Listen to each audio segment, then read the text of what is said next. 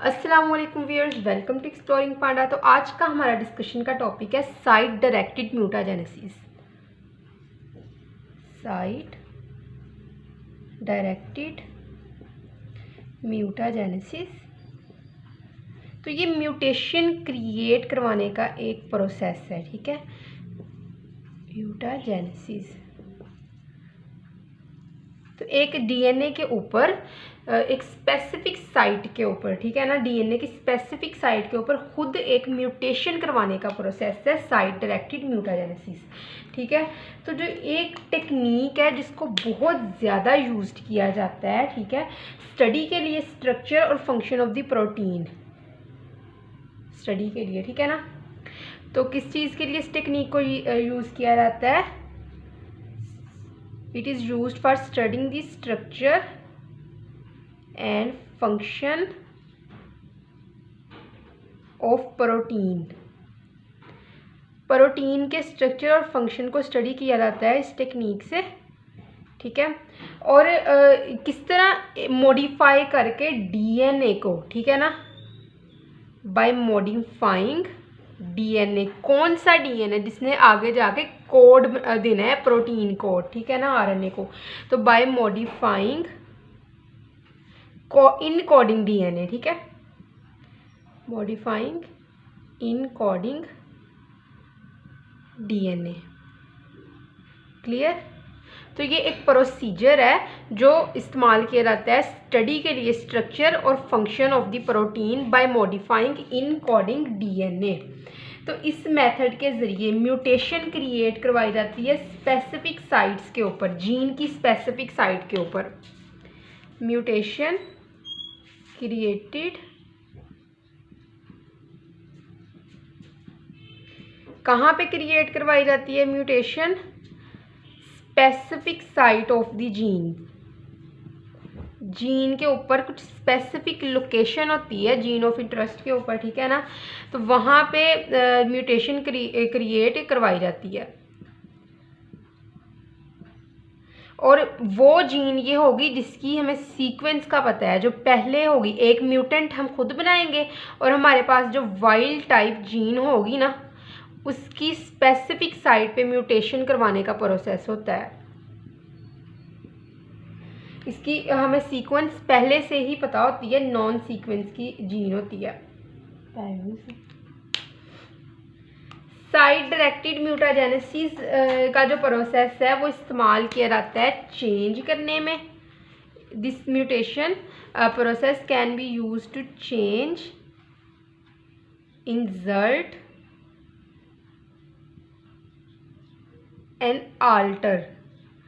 Change करने में, insert करने में, या फिर जो इसके अलावा डिलीट करने में। आल्टर का मतलब भी इंसर्ट होता है। Delete single amino acid residue, एक अमाइनो एसिड की जो है वो जो कोड होगा उसको चेंज करने में इस्तेमाल होता है सिंगल अमाइनो एसिड रेसिड्यू।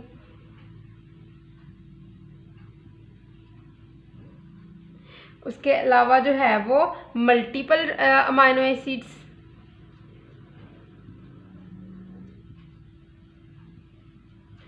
एक से ज़्यादा अमाइनो एसिड के कोड को भी चेंज कर सकते हैं।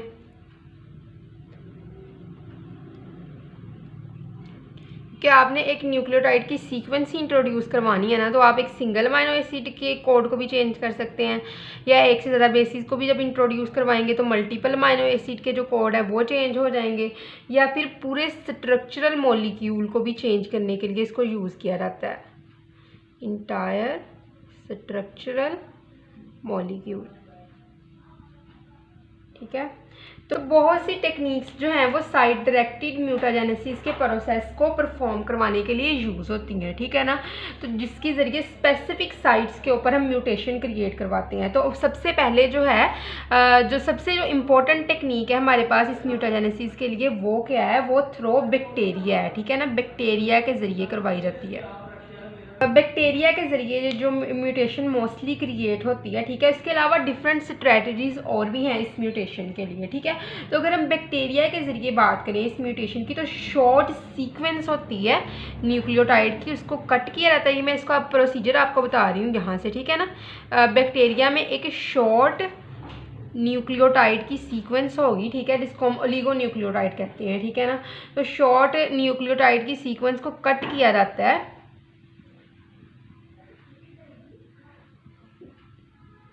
वो सीक्वेंस जिसको हमने रिप्लेस करना है हमारे इंटरेस्ट की, हमारी डिज़ायर की सीक्वेंस के साथ, ठीक है ना।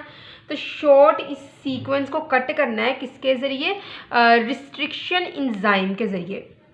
थ्रो रिस्ट्रिक्शन इंजाइम्स को कट किया जाता है। हमें इसका पता है कि जो रिस्ट्रिक्शन इंजाइम का कटिंग प्रोसेस है ना, वो किसके ऊपर बेस करता है, एक रिस्ट्रिक्शन साइट के ऊपर, कि हमारे पास एक रिस्ट्रिक्शन साइट होगी ना, तो रिस्ट्रिक्शन इंजाइम जो है वो वर्क करेगा किसके, एक स्पेसिफिक रिस्ट्रिक्शन साइट पे रिस्ट्रिक्शन इंजाइम उस शॉर्ट न्यूक्लियोटाइड सीक्वेंस को जो है वो कट कर देगा, ठीक है ना। और हम क्या करेंगे, हम इसको रिप्लेस कर देंगे, इस जो जिस सीक्वेंस को कट किया गया था इसको हम रिप्लेस कर देंगे, replace with synthetic oligonucleotide. Synthetic desire जो हमें चाहिए होता है ना ओलिगोन्यूक्लियोटाइड, जिससे हमने आगे कोटिंग करवा के अमाइनो एसिड की कोडिंग करवानी है, फिर प्रोटीन प्रोड्यूस करवाना है, तो सिंथेटिक ओलिगोन्यूक्लियोटाइड है, ये हमारी डिज़ायर का ओलिगोन्यूक्लियोटाइड है, ठीक है। तो ओलिगोन्यूक्लियोटाइड क्लियर। तो ये क्या होगा कि ये इसके साथ रिप्लेस हो जाएगा और हमारा डिज़ायर्ड सीक्वेंस हमारे पास आ जाएगा, ठीक है ना। डिज़ायर्ड म्यूटेटेड सीक्वेंस है ये वाला सिंथेटिक ओलिगोन्यूक्लियोटाइड हमारे पास, क्लियर। तो उसके बाद क्या होगा कि ये सक्सेस जो इसकी मेथड की है ना, इस मेथड की सक्सेस जो है इसकी लिमिटेशन क्या है, वो जो सक्सेस है ना इस मेथड की, कि किस तरह रिप्लेस करवाना है, जो भी प्रोसेस करना है इस साइट डायरेक्टेड म्यूटाजेनेसिस के अंदर, तो ये लिमिटेड रिस्ट्रिक्शन साइट तक, मतलब कि एक स्पेसिफिक रिस्ट्रिक्शन साइट होगी हमारे पास, तो भी तभी हम ये म्यूटेशन काज करवा सकते हैं। अगर अप्रोप्रिएट रिस्ट्रिक्शन साइट हमारे पास नहीं होगी ना, तो एक हमारे पास और प्रोसेस है जिसको हम कहते हैं oligonucleotide directed mutagenesis. Oligonucleotide directed mutagenesis, ठीक है ना, म्यूटाजेनेसिस। तो अभी हम इसकी की बात करते हैं ओलिगोन्यूक्लियोटाइड डायरेक्टेड म्यूटाजेनेसिस की। तो अब हम बात करते हैं ओलिगोन्यूक्लियोटाइड डायरेक्टेड म्यूटाजेनेसिस की। ओलिगोन्यूक्लियोटाइड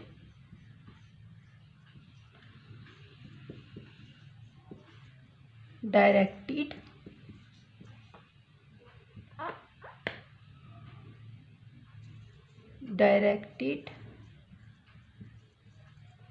म्यूटाजेनेसिस,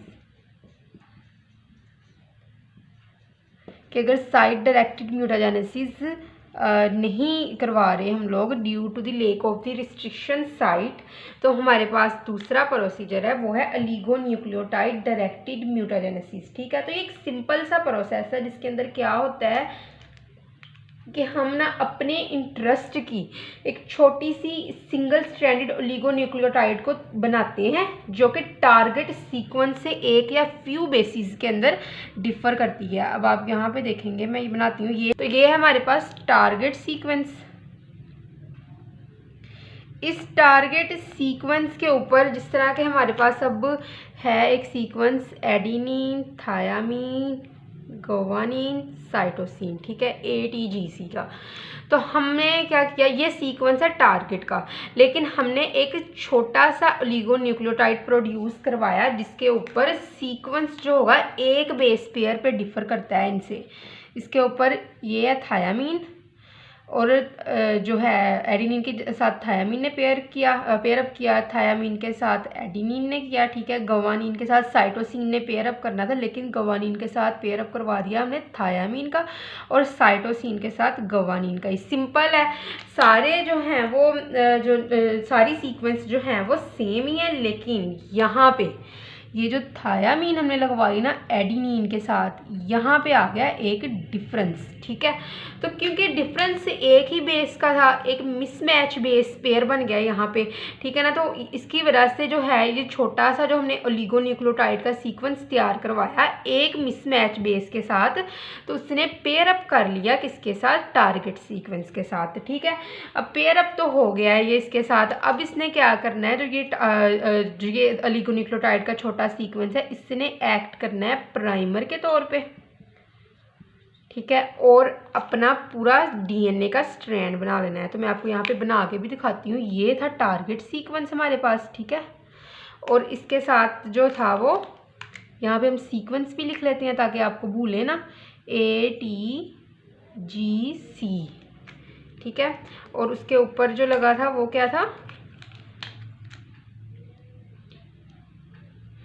TA, ठीक है, TG, क्लियर।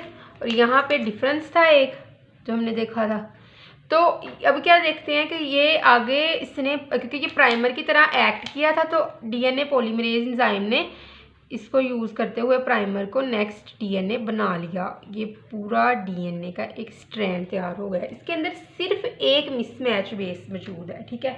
तो जब इस पूरे डीएनए के जो ये प्लाज्मिड है, ठीक है ना, ये प्लाज्मिड था हमारे पास, जब इसको ट्रांसफ़र करना है नेक्स्ट, ठीक है ना, बैक्टीरिया के अंदर जब ये ट्रांसफ़र होगा, तो मोस्टली केसेस क्या होंगे कि बैक्टीरियल एंजाइम इसको रिपेयर कर लेंगे, ठीक है ना। जो एक मिसमैच है ना, इसको क्या कर लेंगे, मिसमैच बेस को रिपेयर कर लेंगे बैक्टीरिया के एंजाइम। लेकिन दो केसेस होंगे, हाफ ऑफ द टाइम क्या होगा, 50-50% यहाँ पे चांसेस हैं कि 50% चांसेस हैं कि इसको रिपेयर कर लिया जाए, और 50% है कि ये एज इट इज़ ही होंगे, ठीक है। तो अगर रिपेयर करेंगे तो कंडीशन कैसी होगी ये भी हम देख लेते हैं, और नॉन रिपेयरिंग की कंडीशन भी देख लेते हैं। तो अगर ये रिपेयर करेंगे तो कंडीशन होगी कुछ ऐसे, ठीक है। यहाँ पे क्या है, थायामीन, एडेनिन, फिर लग जाएगा साइटोसिन और गवानीन। ये किसके पेयर अप हैं, यहाँ पे हम लिख लेते हैं एडेनिन, थायामीन, गवानीन, साइटोसिन के, ठीक है ना। तो क्या हुआ कि जो गवानीन के सामने जो है, ये जी के सामने क्या आ गया, साइटोसिन आ गया, ये रिपेयर हो गया, ठीक है, रिपेयर्ड। और कुछ केसेस होंगे जिसके अंदर क्या होगा कि ये रिपेयर नहीं होंगे और ये एज इट इज़ ही आ जाएंगे।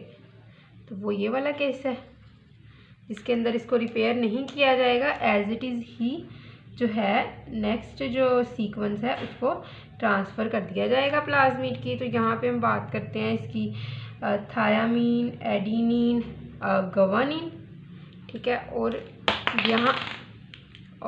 यहाँ पे क्या आ गया, थायामीन ही। तो ये सीक्वेंस एज इट इज़ ही इसके अंदर जो है वो ट्रांसफ़र कर दी गई। म्यूटेंट बेस जो है इसके अंदर मौजूद है, ठीक है, म्यूटेंट बेस प्लाज्मिड। और ये कौन सा है, रिपेयर्ड प्लाज्मिड, क्लियर, लगी समझ। तो बैक्टीरिया को बाद में स्क्रीन्ड किया जाता है, ठीक है ना, स्क्रीनिंग की जाती है बैक्टीरिया की।